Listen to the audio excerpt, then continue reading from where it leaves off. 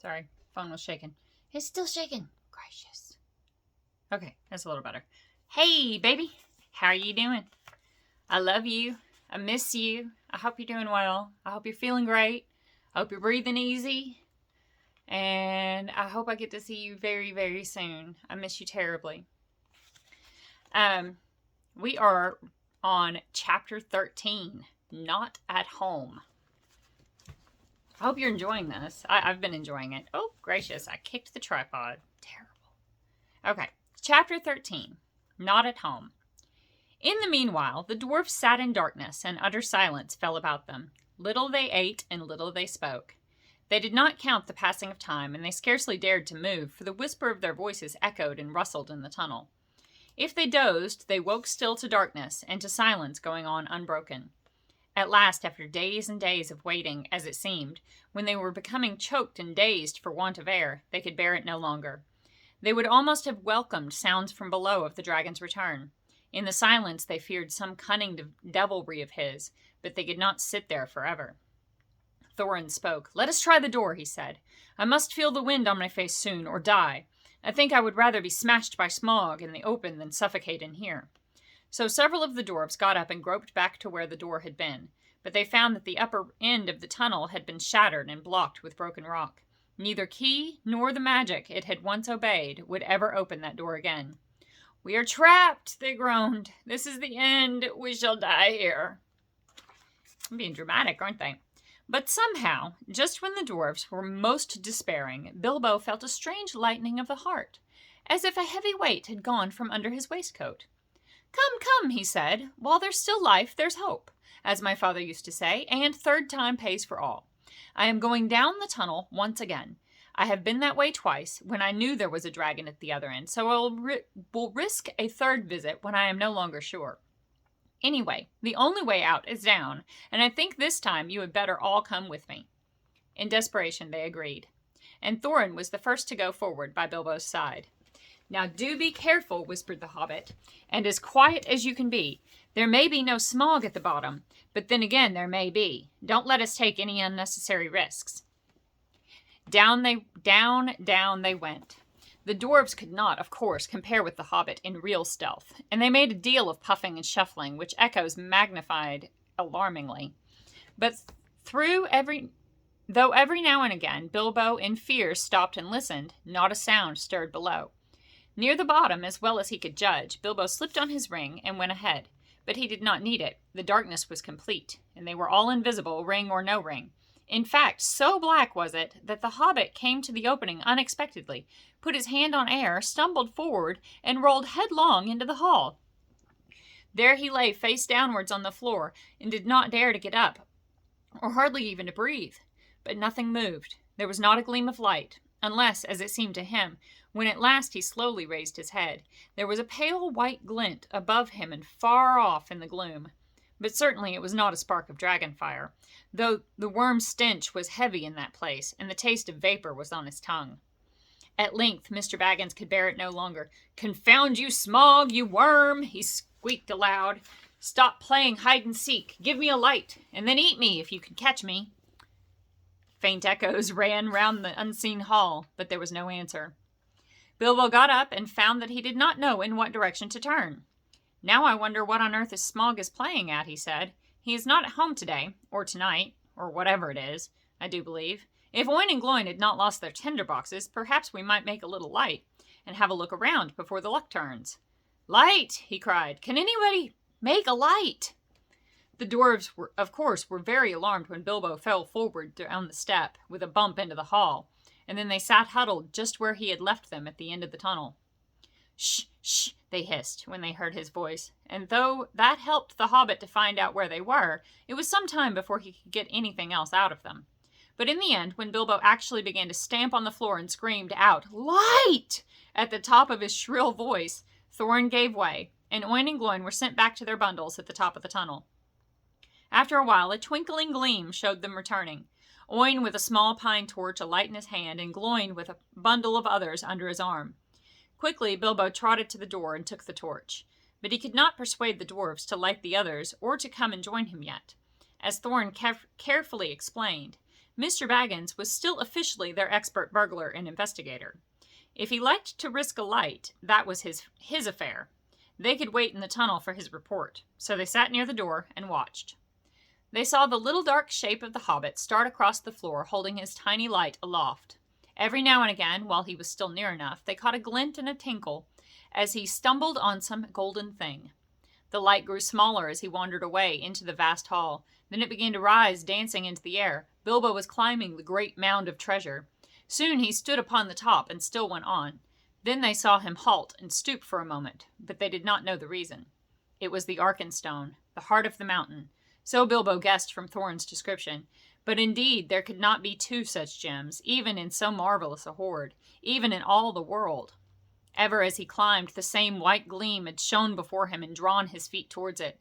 Slowly it grew to a little globe of pallid light. Now as he came near, it was tinged with a flickering sparkle of many colors at the surface, reflected and splintered from the wavering light of his torch. At last he looked down upon it, and he caught his breath. The great jewel shone before his feet of its own inner light, and yet cut and fashioned by the dwarves who had dug it from the heart of the mountain long ago. It took all light that fell upon it and changed it into 10,000 sparks of white radiance shot with glints of the rainbow. Suddenly Bilbo's arm went towards it, drawn by its enchantment. His small hand would not close about it, for it was a large and heavy gem, but he lifted it, shut his eyes, and put it in his deepest pocket. "Now I am a burglar indeed," thought he, "but I suppose I must tell the dwarves about it, sometime. They did say I could pick and choose my own share, and I think I would choose this if they took all the rest." All the same, he had an uncomfortable feeling that the picking and choosing had not really been meant to include this marvelous gem, and that trouble would yet come of it. Now he went on again. Down the other side of the great mound he climbed, and the spark of his torch vanished from the sight of the watching dwarves. But soon they saw it far away in the distance again. Bilbo was crossing the floor of the hall. He went on until he came to the great doors at the further side, and there was a draught of air, and there a draught of air refreshed him, but it almost puffed out his light. He peeped timidly through and caught a glimpse of great passages and of the dim beginnings of wide stairs going up into the gloom. And still there was no sight nor sound of Smaug. He was just going to turn and go back when a black shape swooped at him and brushed his face. He squeaked and started, stumbling backwards and fell. His torch dropped head downwards and went out. "Only a bat, I suppose, and hope," he said miserably. "But now what am I to do? Which is east, north, south, west?" "Thorin! Balin! Oin! Gloin! Feely! Keely!" he cried as loud as he could. It seemed a thin little noise in the wide blackness. "The light's gone out! Someone come and find me and help me!" For the moment his courage had failed altogether. Faintly the dwarves heard his small cries, though the only word they could catch was help. "Now what on earth or under it has happened?" said Thorin. "Certainly not the dragon, or he would not go on squeaking." They waited a moment or two, and still there was no dragon noises. No sound at all, in fact, but Bilbo's distant voice. "Come, one of you, get another light or two," Thorin ordered. I should have said, "Come, one of you, get another light or two," Thorin ordered. "It seems we have got to go and help our burglar." "It is about our turn to help," said Balin, "and I am quite willing to go. Anyway, I expect it is safe for the moment." Gloin lit several more torches, and then they all crept out, one by one, and went along the wall as hurriedly as they could. It was not long before they met Bilbo himself coming back towards them. His wits had quickly returned as soon as he saw the twinkle of their lights. "Only a bat and a dropped torch, nothing worse," he said in answer to their questions. Though they were much relieved, they were inclined to be grumpy at being frightened for nothing. But what they could have said, if he had told them at the moment about the Arkenstone, I don't know. The mere fleeting glimpses of treasure which they had caught as they went along had rekindled all the fire of their dwarvish hearts, and when the heart of a dwarf, even the most respectable, is wakened by gold and jewels, he grows suddenly bold, and he may become fierce. The dwarves, indeed, no longer needed any urging. All were now eager to explore the hall while they had the chance, and willing to believe that, for the present, Smaug was away from home. Each now gripped a lighted torch, and as they gazed, first on one side, then on another, they forgot fear and even caution. They spoke aloud and cried out to one another as they lifted old treasures from the mound or from the wall, and held them in the light, caressing and fingering them. Feely and Keely were almost in a merry mood, and finding still hanging their many golden harps strung with silver, they took them and struck them. and being magical, and also untouched by the dragon, who had small interest in music, they were still in tune. The dark hall was filled with a melody that had long been silent. But most of the dwarves were more practical. They gathered gems and stuffed their pockets, and let what they could not carry fall back through their fingers with a sigh. Thorin was not least among these, but always he searched from side to side for something which he could not find. It was the Arkenstone, but he spoke of it yet to no one. Now the dwarves took down mail and weapons from the walls and armed themselves. Royal indeed did Thorin look, clad in a coat of gold-plated rings, with a silver-hafted axe in a belt crusted with scarlet stones. "Mr. Baggins," he cried, "here is the first payment of your reward. Cast off your old coat and put on this." And with that he put on Bilbo a small coat of mail, wrought for some young elf prince long ago. It was of silver steel, which the elves call mithril, and with it went a belt of pearls and crystals, a light helm of figured leather, strengthened beneath with hoops of steel, and studded about the brim with white gems, was set upon the hobbit's head. That sounds really cool. I kind of want one. A light helm of figured leather, strengthened beneath with hoops of steel, and studded about the brim with white gems. That sounds fantastic, doesn't it? I feel magnificent, he thought, but I expect I look rather absurd. How they would laugh on the hill at home. Still, I wish there was a looking-glass handy. All the same, Mr. Baggins kept his head more clear of the bewitchment of the hoard than the dwarves did. Long before the dwarves were tired of examining the treasures, he became weary of it and sat down on the floor, and he began to wonder nervously what the end of it all would be. I would give a good many of these precious goblets, he thought, for a drink of something cheering out of one of Bjorn's wooden bowls. "Thorin," he cried aloud, "what next? We are armed, but what good has any armor ever been before against Smaug the Dreadful? This treasure is not yet won back. We are not looking for gold yet, but for a way of escape, and we have tempted luck too long." "You speak the truth," answered Thorin, recovering his wits. "Let us go. I will guide you. Not in 1,000 years should I forget the ways of this palace." Then he hailed the others, and they gathered together, and holding their torches above their heads, they passed through the gaping doors, not without many a backward glance of longing. Their glittering mail they had covered again with their old cloaks, and their bright helms with their tattered hoods, and one by one they walked behind Thorin, a line of little lights in the darkness that halted often, listening in fear once more for any rumor of the dragon's coming. Though all of the old adornments were long mouldered or destroyed, and though all was befouled and blasted with the comings and goings of the monster, Thorin knew every passage and every turn. They climbed long stairs, and turned and went down wide echoing ways, and turned again and climbed yet more stairs, and yet more stairs again. These were smooth, cut out of the living rock, broad and fair, and up, up the dwarves went, and they met no sign of any living thing, only furtive shadows that fled from the approach of their torches fluttering in the draughts. The steps were not made, all the same, for hobbit legs, and Bilbo was just feeling that he could go on no longer, when suddenly the roof sprang high and far beyond the reach of their torchlight. A white glimmer could be seen coming through some opening far above, and the air smelt sweeter. Before them, light came dimly through great doors that hung twisted on their hinges and half burnt. "This is the great chamber of the roar," said Thorin, "the hall of feasting and of council. Not far off now is the front gate." They passed through the ruined chamber. Tables were rotting there. Chairs and benches were laying there overturned, charred and decaying. Skulls and bones were upon the floor among flagons and bowls and broken drinking horns and dust. As they came through yet more doors at the further end, a sound of water fell upon their ears, and the grey light grew suddenly more full. "There is the birth of the running river," said Thorin. "From here it hastens to the gate. Let us follow it." Out of a dark opening in the wall of rock there issued a boiling water, and it flowed swirling in a narrow channel, carved and made straight and deep by the cunning of ancient hands. Beside it ran a stone-paved road, wide enough for many men abreast. Swiftly along this they ran, and round a wide sweeping turn, and behold! Before them stood the broad light of day. In front there rose a tall arch, still showing the fragments of old carven work within, worn and splintered and blackened though it was. A misty sun sent its pale light between the arms of the mountain, and beams of gold fell on the pavement at the threshold. A whirl of bats, frightened from slumber by their smoking torches, flurried over them. As they sprang forward, their feet slithered on stones rubbed smooth and slimed by the passing of the dragon. Now before them the water fell noisily outward and foamed down towards the valley. They flung their pale torches to the ground and stood gazing out with dazzled eyes.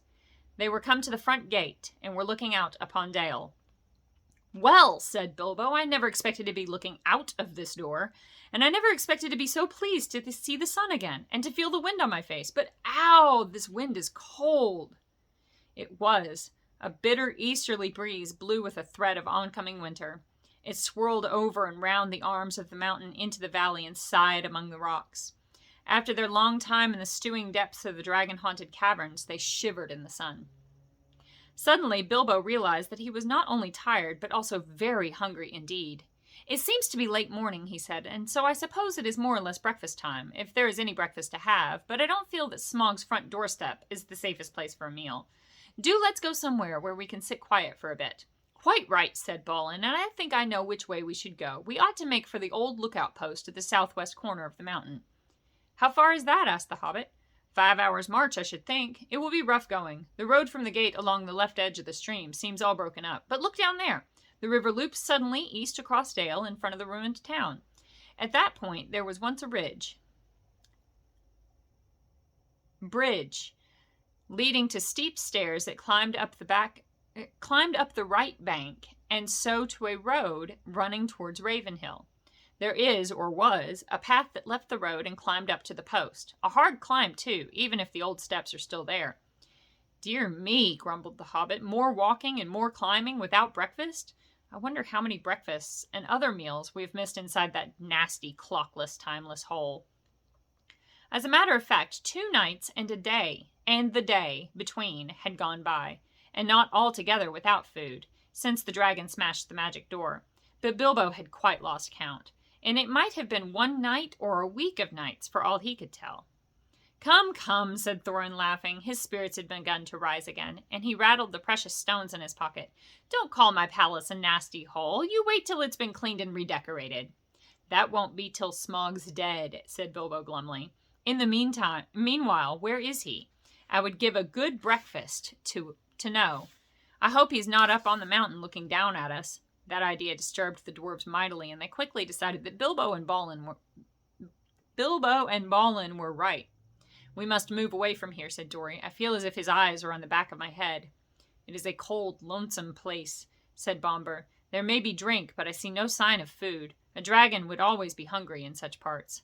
Come on," cried the others. "Let us follow Balin's path." Under the rocky wall to the right there was no path. So on they trudged. Gracious golly, sorry. So on they trudged among the stones on the left side of the river, and the emptiness and desolation soon sobered even Thorin again. The bridge that Balin had spoken of they found long fallen, and most of its stones were now only boulders in the shallow, noisy stream. But they forded the water without much difficulty, and found the ancient steps, and climbed the high bank. After going a short way, they struck the old road, and before long came to a deep dell sheltered among the rocks. There they rested for a while, and had such a breakfast as they could, chiefly cram and water. If you want to know what cram is, I can only say that I don't know the recipe, but it is biscuitish, keeps good indefinitely, is supposed to be sustaining, and is certainly not entertaining, being in fact very uninteresting except as a chewing exercise. It was made by the lake men for long journeys. So it's men's version of whey bread, elvish whey bread, which is pretty cool. Cram. Weird. Anyway, after that they went on again, and now the road struck westwards and left the river, and the great shoulder of the south-pointing mountain spur drew ever nearer. At length they reached the hill path. It scrambled steeply up, and they plodded slowly one behind the other, till at last, in the late afternoon, they came to the top of the ridge, and saw the wintry sun going downwards to the west. Here they found a flat place without a wall on 3 sides, but backed to the north by a rocky face, in which there was an opening like a door. From that door there was a wide view, east, south, and west. "Here," said Balin, "in the old days we used to keep watchmen, and that door behind leads to a rock-hewn chamber that was made here as a guard-room. There were several places like it round the mountain, but there seemed small need for watching in the days of our prosperity, and the guards were made over-comfortable, perhaps. Otherwise we might have had longer warning of the coming of the dragon, and things might have been different. Still, here we can now lie hid and sheltered for a while, and can see much without being seen. Not much use if we've been seen coming here, said Dory, who was always looking up towards the mountain's peak, as if he expected to see Smog perched there like a bird on a steeple. We must take our chance of that, said Thorin. We can go no further today. Hear, hear, cried Bilbo, and flung himself on the ground. In the rock chamber there would have been room for 100, and there was a small chamber further in, more removed from the cold outside. It was quite deserted. Not even wild animals seemed to have used it in all the days of Smog's dominion. There they laid their burdens, and some threw themselves down at once and slept, but the others sat near the outer door and discussed their plans. In all their talk they came perpetually back to one thing. Where was Smog? They looked west, and there was nothing, and east there was nothing, and in the south there was no sign of the dragon. But there was a gathering of very many birds. At that they gazed and wondered, but they were no nearer understanding it when the first cold stars came out. That's all for the night.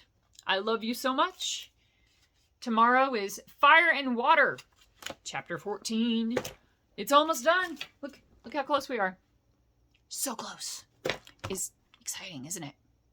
Do you think Bilbo's going to win? Of course Bilbo's going to win. Of course. Are you excited? Almost the exciting climax. Ah! I love you. I hope you have a wonderful day tomorrow, or for the rest of whatever this is, at whatever time that you're watching this. And I hope you know that I love you so, so much, and I'm sending you so many hugs and kisses psychically, because I can't do that in real life right now. But soon, Lord willing, soon, I'll hug you, and we'll be together again. It'll be okay. I love you so much.